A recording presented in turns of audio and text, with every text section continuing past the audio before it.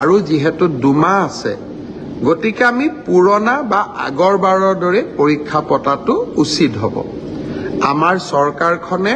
সদায় ৰাইজৰ কথা শুনিবৰ বাবে চেষ্টা কৰে কাৰণ আমি বিশ্বাস কৰোঁ লাও যেনেকে পাতৰ তলত থাকে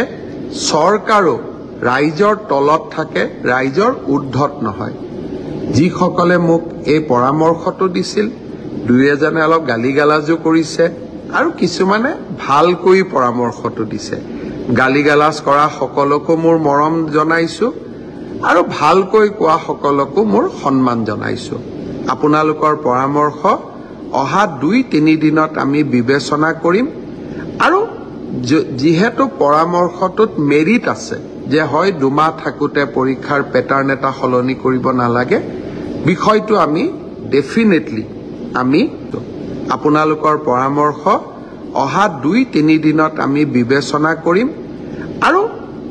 যেহেতু পৰামৰ্শটোত মেৰিট আছে যে হয় দুমাহ থাকোতে পৰীক্ষাৰ প্যাটাৰ্ন এটা সলনি কৰিব নালাগে বিষয়টো আমি ডেফিনেটলি আমি বিবেচনা কৰি অহা 2-3 দিনতে আপোনালোকক